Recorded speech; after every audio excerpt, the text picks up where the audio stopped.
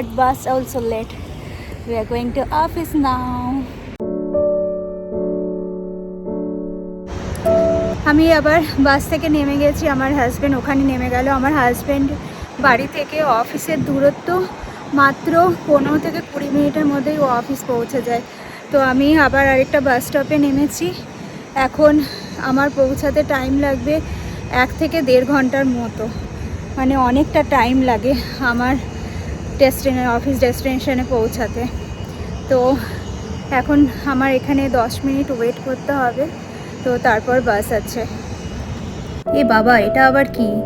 Cycle ওর কাছে ছোট পড়ে গেছিলো, তাই বড় সাইকেল নিয়ে বেরিয়েছে। হাই, আশা করছি সবাই ভালো আছো। আবার ওয়েলকাম জানাচ্ছি আমার এই ব্লগে। তো আজকে হলো বুধবার, আর আজকে আমরা দুজনাই অফিস থেকে ফিরে এসেছি তাড়াতাড়ি, মানে ওই 4টে থেকে 4:30টার মধ্যে আমরা ঢুকে গিয়েছিলাম। আমরা একই বাসেই আমরা উঠে পড়েছি, তো একই সাথে বাড়িতে ঢুকলাম। তো আজকে ভাবলাম বেশ সুন্দর দিনটা আছে। আজকে কত ছিল যেন 20 ডিগ্রি ছিল, আর মানে 20 ডিগ্রি আছে এখনও, আর হাওয়া চলছে ওই 25 কিলোমিটার তখন দেখছিলাম চলছিল।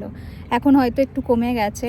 তো ভাবলাম যে এই সানি ওয়েদারে এখন বাসছে 6টা, তো আমরা একটু হেঁটে আসি আশপাশটা, কারণ আমাদের বাড়ির সামনেই বলেছিলাম যে লেক পার্ক আছে, একটা সুন্দর জায়গা। তো ভাবলাম যে এখানটায় একটু হাঁটাচলা করে আসি। অনেক দিন হয়ে গেছে আমরা ইভিনিং ওয়াকে বেরোই না, মানে পুরো বন্ধ হয়ে গেছে। তো কারণ এটা গরমকালে বেরোতাম প্রত্যেক দিন। তো এখন আমরা দুজনাই যেহেতু বিজি হয়ে গেছি, আর দুজনাই আমরা এখন টাইম পাই না। তো আজকে টাইম যেহেতু পেয়েছি, তো সঙ্গে সঙ্গে ব্যাগ রেখে একটু কিছু স্ন্যাক্স খাওয়ার পর আমরা দুজনাই বেরিয়ে গেলাম। এত সুন্দর দিন। আর এখন আবার সবাই এখানে গল্ফের মাঠ আছে, তো গল্ফ খেলতে শুরু করেছে। কারণ এখানে মানে সামার চলে এলেই, গ্রীষ্মকাল বা স্প্রিং টাইম চলে এলেই এখানে সবাই বেরিয়ে পড়ে, মানে সুন্দর দিন হয়ে যায়, ওয়েদারটাও ভালো হয়ে যায়। তো এখানে কেউ ঘরে বসে থাকে না, সবাই খেলাধুলা করে বিভিন্ন টাইপের, তো সবাই বেরিয়েই যায়। এইবার কিন্তু টেনিস কিনবো, এবার আমরা টেনিস কিনবো, ব্যাডমিন্টন কিনবো। ব্যাডমিন্টন কিনে আমরা এখানটায় খেলতে আসবো।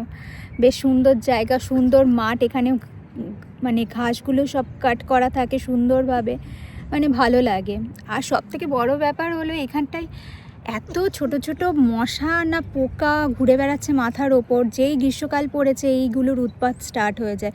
এটা কিন্তু শীতকালে থাকে না, কারণ শীতকালে এখানে প্রচণ্ড কনকনে শীত পড়ে, সেই জন্য এখানটায় শীতকালে এইসব জিনিস দেখা যায় না। যেই একটু গরম পড়ে মাথার উপরে বন করে এই পোকাগুলো ঘুরতে থাকে।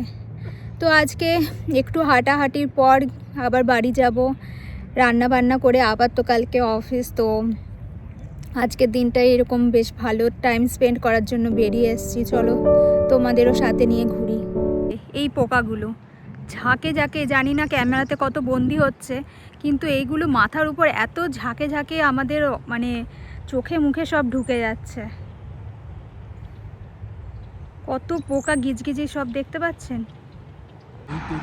এই যে এখানকার এই গাছগুলো কত সুন্দরভাবে ফুল ফুটেছে, পুরো গোলাপি হয়ে গিয়েছিল, কিন্তু সব ঝরে গিয়ে একদম নিচে পড়ে আছে, কারণ আবার ন্যাড়া হয়ে যাচ্ছে।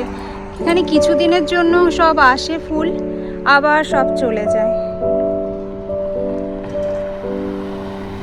সব চলে যাচ্ছে মানে ফুলগুলো।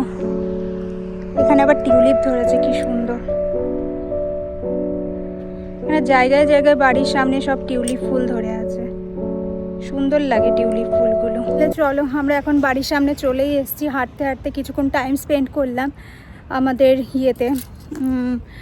পার্কে। তো অলরেডি এখন কটা বাজছে, এখন বোধহয় 7:15। হ্যাঁ, 7:15 মতো বাজছে। তো এখন যাব ওয়াশিং মেশিনের ঘরে, মানে ওয়াশিং মেশিন রুমে কিছু জামা কাপড় দিয়েছি ওখানটায়, তো সেইগুলো নিয়ে ড্রায়ারে দেব। ড্রায়ারে দেওয়ার পর তারপর উপরে উঠবো, কারণ ড্রায়ারে দিয়ে পুরো পাক্কা 1 ঘন্টা টাইম লাগে শুকানোর জন্য।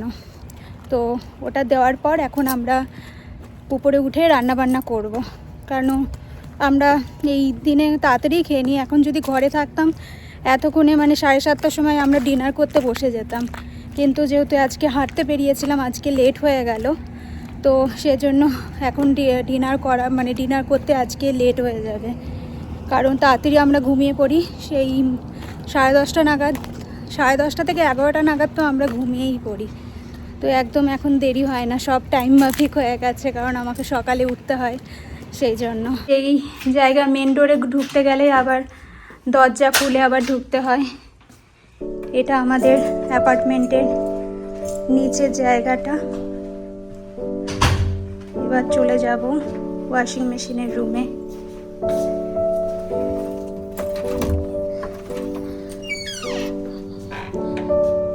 এই জায়গাটা এলে কেমন ভূতরে ভূতরে লাগে, সেই সিনেমাগুলোকে দেখা হয় ইংলিশ মুভিগুলোতে, তো এইখানটা পুরো ভূতুরের মতো লাগে। ওয়াশিং মেশিনে ঢুকতে গেলেও আমাদের এইটা হলো স্টোর রুম, আর এই যে এইটা স্টোর রুম, এই যে ওয়াশিং মেশিন। ওতে ভুল হয়ে গেছে, আমরা ড্রায়ারে দিয়ে তারপর হাঁটতে গিয়েছিলাম। আমার বলতে ভুল হয়ে গেছে, কারণ এটা 1 ঘন্টা টাইম নাই, এটা অলরেডি হয়ে গেছে ড্রায়ার। এবার আমরা এটা নিয়ে এবার উপরে যাব। চলো, ও অলরেডি নামাচ্ছে, আমিও হেল্প করে দিই একটু। ঝটপট করে উপরে চলে এলাম, আর আমাদের দুজনের বড্ড খিদে লেগেছিল, তো ফ্রিজ খুলতেই দেখলাম যে পনির আছে, তো আজকে ভাবলাম একটু পনির রেজালা বানিয়ে নিই। এটা হয় খুব তাড়াতাড়ি, একটু পোস্ত, একটু কাজু আর কিশমিশ আর লঙ্কা দিয়ে একটু মিশ্রণ করে নেওয়ার পর আর ওইটা একটু ভেজে নিয়েছিলাম। ভাজাটা আজকে আমার পনিরের খুব বেশি হয়ে গেছিলো, তো তাতে কি হয়েছে, পনির তো ভাজা খেতেও ভালো লাগে, তো একটু আলুও দিয়ে দিয়েছিলাম, পনিরের পরিমাণটা একটু কম ছিল সেই জন্য। আর এই রান্নাটা হয়ও খুব তাড়াতাড়ি। ব্যাস আমার এইটাও হয়ে গেল, আর সাথে আমি দিয়ে দিলাম একটু গোলমরিচের গুঁড়ো আর একটু গরম মশলার গুঁড়ো, আর নুন দিয়ে দিয়েছিলাম লাস্টে। ব্যাস এটার মধ্যে আর বেশি কিছু উপকরণ পড়ে না, আর লাস্টে আমি একটু কসুরি মেথি দিয়ে দেবো, এই রান্নাটা আমার তৈরি হয়ে যাবে। আজকে আমি পুরো রান্নাটাই নিরামিষ বানাবো। আজকে একটু লাউ আর লাউয়ের ডাল, মুগ ডাল দিয়ে, আর এই পনির, ব্যাস আমাদের রাতের খাবার হয়ে যাবে। এই যে এই একটুখানি দিয়ে দিলাম কসুরি মেথি। কসুরি মেথি দিলে খুব সুন্দর একটা ফ্র্যাগ্রেন্স বেড়ায় এই পনিরটা থেকে, আর খেতেও খুব সুন্দর লাগে। গরম ভাত বা কোনো পরোটার সাথেও খেতে এই পনিরের তরকারিটা ভালো লাগে। চলুন তাহলে এখন বানাবো আমি মুগ ডাল। মুগ ডালটাও একটু ভেজে নিলাম, আর সাথে একটু লাউ কেটে নিয়েছিলাম, লাউগুলো সেদ্ধ দিয়ে দেবো। ছোটোবেলায় জানেন তো আমি একদম লাউ খেতে ভালোবাসতাম না, মানে এই লাউয়ের ডাল হলো, লাউগুলো আমি বেছে বেছে ফেলে দিতাম আর শুধুমাত্র ডালটা খেতাম। কিন্তু ছোটোবেলাকার না পছন্দ জিনিসগুলোই এখন দিনে দিনে প্রিয় হয়ে উঠছে। আর নিজের হাতে যখন সংসার, তখন এগুলোই মনে হয় যে হ্যাঁ ঠিক আছে, এগুলো খাওয়া ভালো। যত বড় হতে শিখেছি তত জানতে শিখেছি, আর ছোটোবেলায় মনে হতো মা কী সব খাইয়ে দিচ্ছে। তো এই ব্যাপারগুলো সবার জীবনেই হয় বোধহয়। চলুন আমার ডালের রান্নাটাও হয়ে গেল। একটু লাস্টে আমি চিনি দিই লাউ ডালে, বেশ সুন্দর লাগে খেতে। চলুন আমরা এবার খেতে বসে গেলাম, আর লাস্টে একটু করে নিলাম মিষ্টি মুখ। এখানে তো আর অত রসগোল্লা আর মিষ্টি পাওয়া যায় না, তাই এটা দিয়েই মন প্রসন্ন করা। চলুন তাহলে ব্লগটা আজকের মতো এখানেই শেষ করি।